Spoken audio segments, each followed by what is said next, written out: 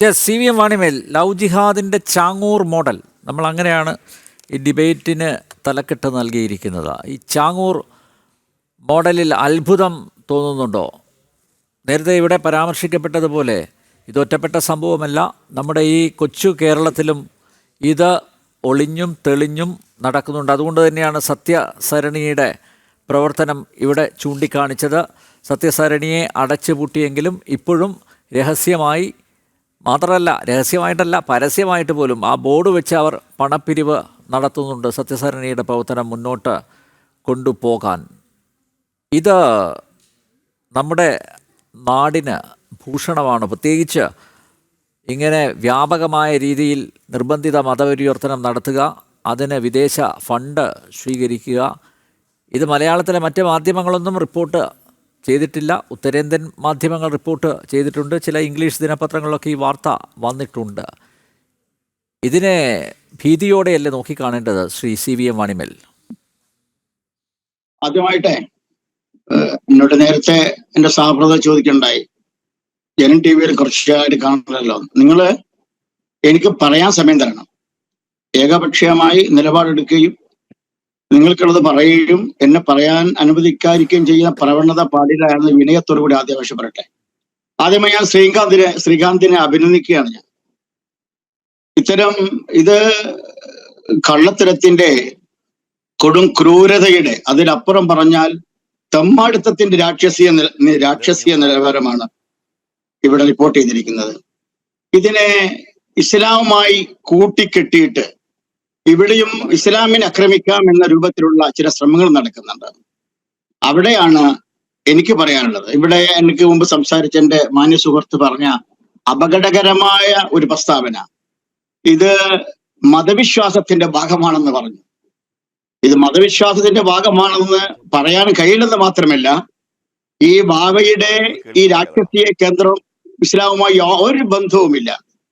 ഏതെങ്കിലും തെമ്മാടികളായ മുസ്ലിങ്ങൾ, ഇസ്ലാമിനെ കുറിച്ച് ബോധമില്ലാത്ത മുസ്ലിങ്ങൾ, വിശുദ്ധ ഖുർആനും പ്രവാചകന്റെ ചര്യകളും ബോധിതമാകാത്ത മുസ്ലിങ്ങൾ, അങ്ങനെ ബോധ്യമായിട്ടും അതിനെ ദുർവ്യാഖ്യാനം ചെയ്യുന്ന ആളുകൾ എന്തെങ്കിലും ചെയ്താൽ അത് ഉത്തരവാദിത്വം മുസ്ലിങ്ങളും ഇസ്ലാമുമല്ല എന്ന ആദ്യമേ ഉള്ള അഭിപ്രായം ഞാൻ നിങ്ങളോട് രേഖപ്പെടുത്തട്ടെ.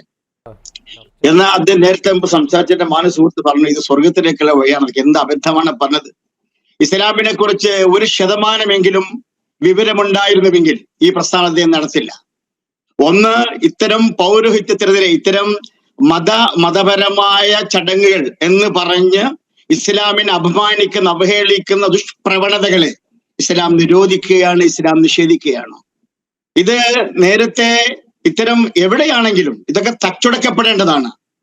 ഇദ്ദേഹം ഈ പറഞ്ഞ ബാബ എന്ന് പറയുന്ന മനുഷ്യൻ, അദ്ദേഹം ഒരു യഥാർത്ഥ മുസൽമാൻ എന്ന് പോലും പറയാൻ കഴിയില്ല. ഞാൻ തുറന്നു പറയാണ്, ഞാൻ സംവാദത്തിന് തയ്യാറാണ്. എന്റെ അഭിപ്രായത്തിൽ ഈ മുസ്ലിം എന്ന് പറഞ്ഞ് നാമകരണം ചെയ്ത വാവ എന്ന് പറയുന്ന ഈ രാക്ഷസീയ കേന്ദ്രത്തിന് നേതൃത്വം നൽകുന്ന ആൾ മുസൽമാനാണോ? ഒരു മുസ്ലിം ഇത് ചെയ്യാൻ കഴിയുമോ? പിന്നെ എന്ത് കാണുമ്പോഴും ലവ് ജിഹാദ്, ഒരു അറബി പ്രയോഗം നടത്തിയിട്ട് ഇസ്ലാമിനെ ഒന്ന് മർദ്ദിച്ച് കളയാമെന്ന മിഥ്യാധാരണയുണ്ടല്ലോ, അത് ആദ്യം നിർത്തിവെക്കണം. നടക്കില്ല. ലോകത്ത് നടക്കുന്ന ഒരുപാട് സംഭവ വികാസങ്ങളുണ്ട്, ഇന്ത്യയിലെ സംഭവങ്ങൾ നടക്കുന്നുണ്ട്. അതിനെയൊക്കെ ഇസ്ലാമുമായി കൂട്ടിക്കെട്ടിയിട്ട് എന്തിനായി ദുഷ്പ്രചരണം നടത്തുന്നത്? ഒന്ന്, ഇവിടെ എന്റെ സുഹൃത്ത് പറഞ്ഞു ഇസ്ലാമിക രാഷ്ട്രം എന്ന പദം പോലും ഇസ്ലാമിലില്ല. ഇസ്ലാമിക രാഷ്ട്രം സ്ഥാപിക്കുക എന്ന ഒരു പദം പോലും ഖുർആനിലോ വിശുദ്ധ പ്രവാചകന്റെ വചനത്തിലോ എവിടെങ്കിലും കാണിച്ചു തന്നാൽ ഞാൻ അദ്ദേഹവുമായി സമരസപ്പെടാൻ തയ്യാറാണ്. ഞാൻ വെല്ലുവിളിക്കുന്നു. ഇസ്ലാമായി ജീവിക്കുക, മുസ്ലിമായി ജീവിക്കുക എന്നാണ് പറയുന്നത്. ഇവിടെ മുസ്ലിങ്ങൾ കാട്ടിക്കൂട്ടുന്ന ഏതെങ്കിലും ദുഷ്പ്രചരണങ്ങളെ, ദുഷ്ചെയ്തികളെ അത് മതമായി, ഇസ്ലാം മതം മാത്രമല്ല, ഹൈന്ദവ മതത്തിൽ ഹിന്ദു മതവിശ്വാസത്തിന് വിപരീതമായി പ്രവർത്തിക്കുന്ന ഒരുപാട് ആളുകളുണ്ട്. അതുകൊണ്ട് ഹിന്ദു മതം മോശമാണെന്ന് പറയാൻ കഴിയുമോ? ക്രൈസ്തവ മതത്തിലില്ലേ, ബുദ്ധമതത്തിലില്ലേ, ജൈന മതത്തിലെ, സിഖ് മതത്തിലില്ലേ? അപ്പൊ മുസ്ലിം സമുദായത്തിലെ ഏതെങ്കിലും ഒരു വ്യക്തി ഇത്തരം കാട്ടാളത്വം, എന്നെ വിശേഷിപ്പിക്കും, കാട്ടാളത്വം, മൃഗീയത്വം കാണിക്കുമ്പോൾ അതിന് ഇസ്ലാമായി കൂട്ടിക്കെട്ടി കിട്ടിയ അവസരം ഒന്ന് ഇസ്ലാമിനെ മർദ്ദിച്ചു കളയാം, പ്രഹരിച്ചു കളയാം എന്ന ഈ അഭിപ്രായത്തോടെ ചോദിച്ചോട്ടെ ശ്രീ വാണിമേൽ, അങ്ങനെ താങ്കൾ പറഞ്ഞു ഇതൊക്കെ അനിസ്ലാമികമാണെന്ന് പറഞ്ഞു. അങ്ങനെയാണെങ്കിൽ ഈ മഞ്ചേരിയിലെ സത്യസരണിയുടെ പ്രവർത്തനത്തെക്കുറിച്ച് നിങ്ങൾക്ക് എല്ലാവർക്കും അറിയാലോ. താങ്കൾ മലപ്പുറത്തുകാരനാണ് എന്നാണ് ഞാൻ മനസ്സിലാക്കുന്നത്, അല്ലേ? നിങ്ങളുടെ പാർട്ടി, താങ്കൾ പ്രതിനിധാനം ചെയ്യുന്ന പാർട്ടിക്കടക്കം അറിയാം സത്യസരണിയിൽ എന്താ സംഭവിച്ചത് എന്ന്. താങ്കൾ ഈ പറഞ്ഞ ആർജവം അന്ന് താങ്കളുടെ പാർട്ടിയുടെ നേതാക്കന്മാരുടെ ഭാഗത്തു നിന്ന് കണ്ടില്ലല്ലോ. എന്തുകൊണ്ട് ഒരാൾ പോലും അനിസ്ലാമികമാണെങ്കിൽ അത് അനിസ്ലാമികമാണ്, അത്തരം പ്രവർത്തനങ്ങളിൽ ഏർപ്പെടുന്നവരെ തള്ളിപ്പറയാനുള്ള ചങ്കൂറ്റം എന്തുകൊണ്ട് നിങ്ങളുടെ പാർട്ടിയിലെ ഒരാൾക്കും ഉണ്ടായിട്ടില്ല? അതാണ് അനുജി, താങ്കള് കാര്യത്തെ കുറിച്ച് എത്രത്തോളം വിളിച്ച് എനിക്കറിയില്ല. ചന്ദ്രിക അതിനെതിരെ മുഖപ്രസംഗം എഴുതി. മുഖപ്രസംഗം അവിടെ നിൽക്കട്ടെ. മാത്രമല്ല വാക്കുകളിൽ മാത്രം പോരാ. നിങ്ങൾ എന്തുകൊണ്ട് പ്രത്യക്ഷത്തിൽ ഇറങ്ങിയില്ല? അനിസ്ലാമികമാണ് സത്യസരണിയുടെ പ്രവർത്തനം, അതുകൊണ്ട് അത് അടച്ചുപൂട്ടണം എന്നൊരാവശ്യം എന്തുകൊണ്ട് മുസ്ലിം ലീഗിന്റെ ഭാഗത്ത് നിന്നുണ്ടായില്ല?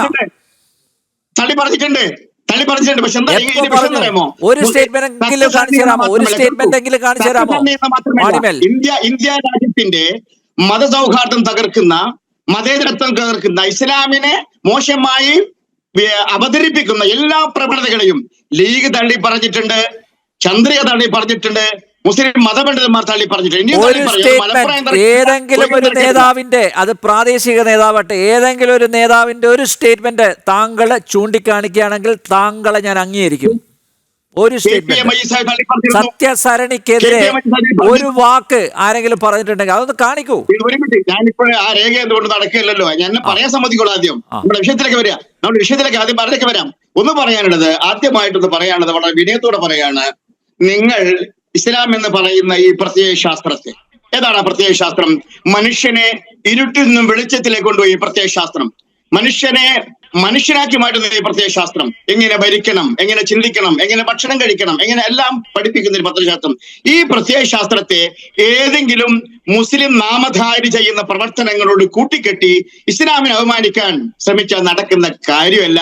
ഞാൻ കാര്യം ബോധ്യപ്പെടുത്തേണ്ട ആവശ്യമില്ല. ഒന്ന്, അവിടെയാണ് ഞാൻ പറഞ്ഞത്. അല്ല, നോക്കൂ,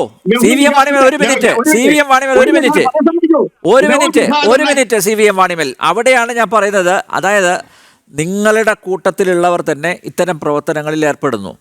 രാജ്യവിരുദ്ധ, ദേശവിരുദ്ധ പ്രവർത്തനങ്ങൾ, അതുപോലെ നിർബന്ധിത മതപരിവർത്തനം. നമ്മുടെ മുന്നിൽ നിരവധി ഉദാഹരണങ്ങളുണ്ട്. കേരള സ്റ്റോറി കണ്ടതാണല്ലോ സി വി എം വാണിമേൽ. നോക്കൂ, ഐ എസിലേക്ക് റിക്രൂട്ട്മെന്റ് നടത്തിയ സമയത്ത് അന്ന് 2015 ആ വാർത്ത റിപ്പോർട്ട് ചെയ്തത് ജനം ടി വി ആണ്. ഞങ്ങളാണ് അന്ന് റിപ്പോർട്ട് ചെയ്തത്. അന്ന് ബാക്കിയുള്ള മാധ്യമങ്ങൾക്കൊക്കെ പുച്ഛായിരുന്നു ഞങ്ങളോട്. ഇങ്ങനെയൊക്കെ കേരളത്തിൽ നടക്കുമോ?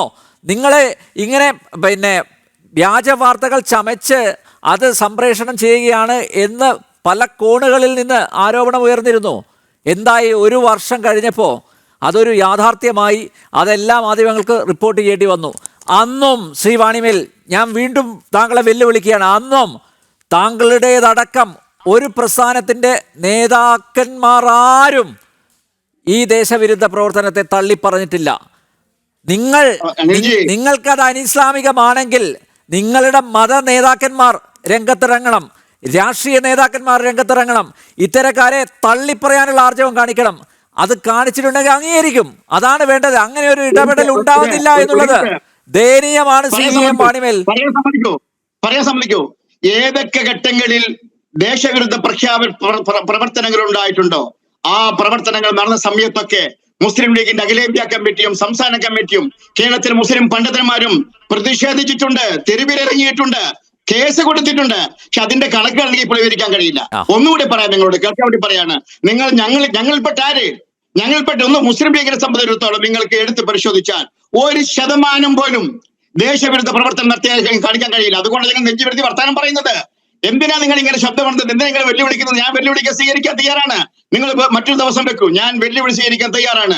ദേശവിരുദ്ധ പ്രവർത്തനങ്ങൾക്ക് ആക്കം കൂട്ടും, അല്ലെങ്കിൽ അതിന് സമ്മതം മൂടും, അല്ലെങ്കിൽ അത് അങ്ങനെ ഉണ്ടാകുമ്പോൾ പ്രതികരിക്കാത്ത ഏതൊരു സാഹചര്യം ഈ മുസ്ലിം സമുദായത്തിൽ ഉണ്ടായിട്ടില്ല. മുസ്ലിം സമുദായത്തിൽ ഏതെങ്കിലും വ്യക്തികൾ ചില സംഘടന പേരിൽ വരുമ്പോൾ അതിന് ഉത്തരവാദി മുസ്ലിം ലീഗോ ഇസ്ലാമിക പണ്ഡിതന്മാരുമല്ല. നിങ്ങൾ ആദ്യം മനസ്സിലാക്കേണ്ടത് മുസ്ലിം എന്ന് പറഞ്ഞ സമൂഹമുണ്ടല്ലോ, ആ സമൂഹത്തിൽ ഒരുപാട് തരക്കാരുണ്ട്, കള്ളന്മാരുണ്ട്, കൊള്ളക്കാരുണ്ട്, അഴിമതിക്കാരുണ്ട്, ഭീകരവാദികളുണ്ട്, സമ്മതിക്കുന്നു. പക്ഷെ അതൊന്നും യഥാർത്ഥ മുസ്ലിങ്ങളല്ല, ഇസ്ലാമായി ബന്ധപ്പെടുന്നവരുമല്ല. ഈ യാഥാർത്ഥ്യബോധം പറയുമ്പോ നിങ്ങൾ വെറുതെ ഒരു വെല്ലുവിളി നിങ്ങൾ കാര്യം ചെയ്യൂ. ജനൻ ടി വി നാളെ വെല്ലുവിളി ഇറക്കിയാൽ നിങ്ങൾ സംവാദം വെക്കുകയും വരാൻ തയ്യാറാണല്ലോ. ഞാൻ ഡേറ്റ് വെച്ച് പറഞ്ഞുതരാം. അതുകൊണ്ട് ദയവ് ചെയ്തിട്ട് നിങ്ങൾ ഉത്തർപ്രദേശിൽ ഒരു വിഷയം വെച്ചുകൊണ്ട് ഇസ്ലാമിനെ മൊത്തം അധിക്ഷേപിക്കാൻ വരുന്ന മൗഢ്യമാണ്. ഒന്നുകൂടി പറയാം, എന്താണ് ലവ് ജിഹാദ്? ഏതെങ്കിലും കോടതി പറഞ്ഞിട്ടുണ്ടോ? ഏതെങ്കിലും ഏജൻസി പറഞ്ഞിട്ടുണ്ടോ? ഇങ്ങനെ ഡിപ്പാർട്ട്മെന്റ് മയക്കുമരുന്ന് പറയുമ്പോൾ ജിഹാദ് പറയാണ്. അറബി ഭാഷ എന്ന് പറയുന്നത് ആഗോളടിസ്ഥാനത്തിൽ ഒരു ഭാഷയാണ്. അത് മുസ്ലിങ്ങളെ മാത്രം ഭാഷയല്ല, ലോകത്തിന്റെ ഭാഷയാണ്, സംസ്കാരത്തിന്റെ ഭാഷയാണ്, സയൻസിന്റെ ഭാഷയാണ്, മതസഹിഷ്ണുതയുടെ ഭാഷയാണ്. ആ ഭാഷ എടുത്തുകൊണ്ട് നിങ്ങൾ മുസ്ലിങ്ങളെ ആക്രമിക്കാൻ നടത്തുന്ന ഈ കുൽസിതമായ പ്രവർത്തനങ്ങളിലെ അത് സയനസത്തിന്റെ ഭാഗമാണ്. അത് സയനസത്തിന്റെ ഭാഗമാണ്. അത് അംഗീകരിക്കാൻ ആർക്കും സാധ്യമല്ല. നിങ്ങൾ അങ്ങനെ ഒരു വിധത്തിലും വിചാരിക്കുകയും ചെയ്യണ്ട.